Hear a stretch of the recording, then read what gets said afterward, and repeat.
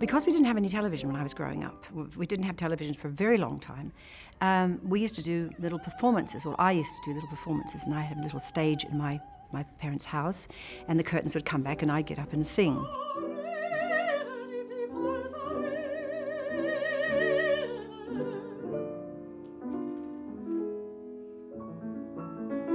My mother was the driving force, and she would teach me songs. She didn't know how to do it, just sing along stuff.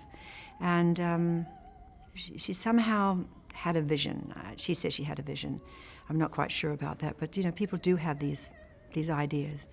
And she woke up one day and she says, "I've seen you at Covent." She called it Convent Garden, but that I since learned it was Covent Garden. "I've seen you at Covent Garden and you're on the stage there." And I said, "Oh yeah." That was it. And I went off fishing most probably again. But I didn't actually realise this sort of career of mine was going to actually do anything like it's done.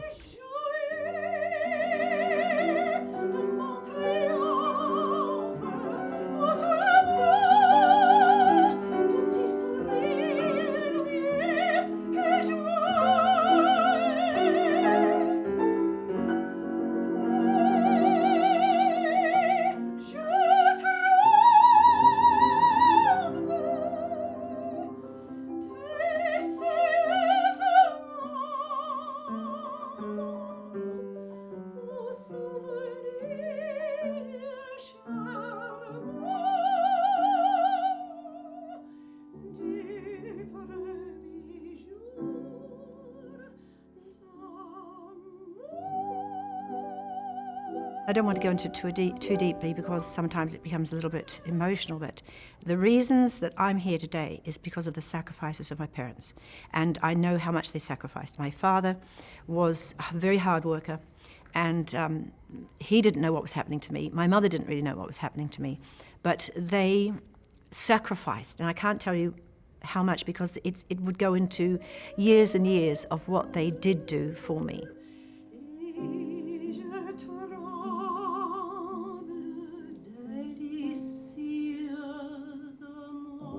Is it true that you lost your mother shortly after the big Covent Garden debut? Yeah. Mm. That must have been very difficult. I think it was, I always thought of it, because it was such a shock, I always thought of it was her mission. She got me where she wanted me, and that was the end of it. The lights went out. Someone just turned off the switch and said, "Right, you've done your job, now you're off. You're up with us now." And I always felt it was a bit like that. And I thought, she adopted me for a mission. And I think sometimes people in their lives, you suddenly see them, oh gosh, they completed that, and why did they die so soon? Well, that was their duty. That was their duty, and the reason for them being on this earth was like that, because my mother had a really tough time when she was young. She had come from a very, very poor family. And they all, this was something that she did that was a super thing that did a lot for New Zealand in lots of ways, because I am a Maori, and I'm very proud of that, and my country is very important to me.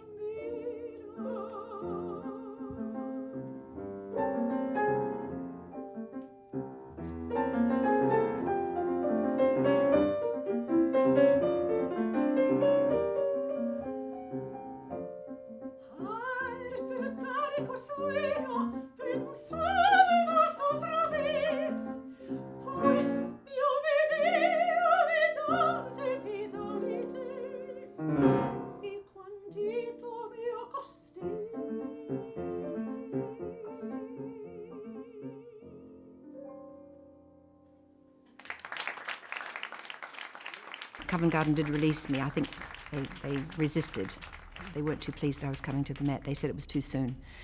And I think there was a little bit of opposition there.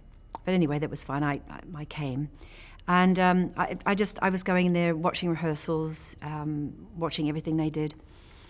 And it just sort of happened that I went through the dress rehearsal, watched it, and thought, gosh, this is pretty amazing. And then went home, and that was it. And that was the end of it. But then they just called me the next day, and they said, oh, we'd just like you to come in. I think there was 2 days or something. Let's come in and just go through it again. So I went through it, and then they said, well, let's stage it. And then John Vickers came in two of the rehearsals and said, oh, let's go through the whole thing with John, which I did. And it was a horrible afternoon, and I went home, and it was starting to snow, and I thought, well, that's that. And then I woke up the next morning, and I thought, well, I'll just go shopping or something. And then I was going to go to the afternoon performance. And I had someone staying with me, and the telephone rang, and I said, if it's the Met, tell them I've gone shopping, or whatever it was. And she did. And it was the Met, and she hung up on them. I thought, God damn it. I said, what did they want? Oh, they want you to call. I said, what? They called? And I thought, it seems like, my antenna went up, and I thought, something's gone wrong. Anyway, I think my agent called immediately after that, said, I think you're going to have to get down there. Well, anyway, I sort of threw some clothes on, and I didn't have a dressing gown or anything, so he went to the store, got something for me to wear in the dressing room. All hell went loose. I got in a taxi, who came from Brooklyn, didn't know where the Met was. I said, but it's straight down this street here. I didn't know where the street was. I was up on 79 or something, and I thought, this is getting worse and worse. And it was snowing. It had snowed all night, and there was snow all on the road, and the guy was saying, I said, look, just stop here.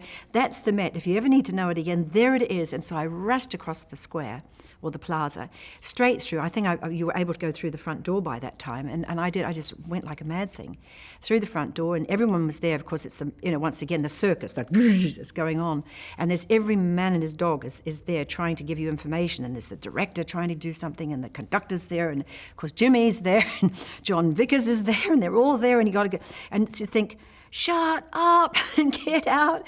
And I just said, I just need time. So somehow people threw a wig on me and some makeup, and we were on. We were on the number 52 bus to heaven. So it was like that. It was just this absolute panic. And then I got through the first act, and I thought, thank God. And, none of my family, my singing teacher was going to be there in a few weeks to come see my first performance. And my husband, who was then, was going to come, and all my friends were going to come. And I couldn't get them because it was snowing, and it was impossible. So I went on, the loneliest person in the world, and I did this performance, and it just went crazy. And I thought, I think this is what it's like to hit the jackpot. I want to do what I can in the way that I can do it, which is helping young students and singers, and for them to find their way in life, whatever it might be, but to inspire would be an achievement for me.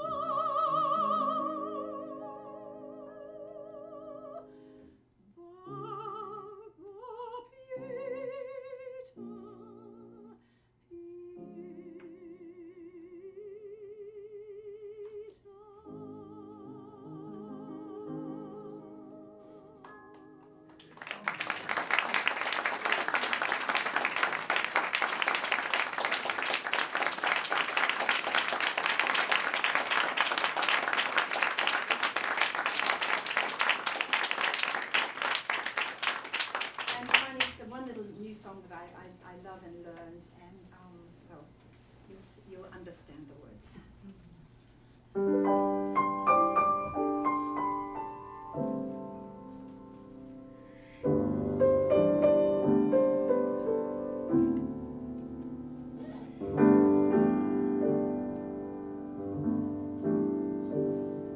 Back when I was a child, before life removed all the innocence, my father would lift me high and dance with my mother and me, and then spin me around till I fell asleep.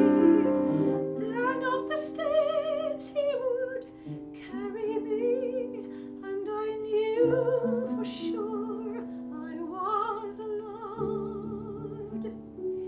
If I could get another chance, another walk, another dance with him, I'd play a song that would never, never end. How I'd love, love, love to dance with my father again. When I and my mother would disagree, to get my way I would run from her to him. He'd make me laugh just to comfort me, then finally make me do just what my mother said. Later that night when I was asleep, he left $1 under my sheet. Never dreamed that he would be gone from me. If I could get one final chance, one final walk, one final dance with him, I'd play a song that would never, never end. How I'd love, love, love to dance with my father again. Each time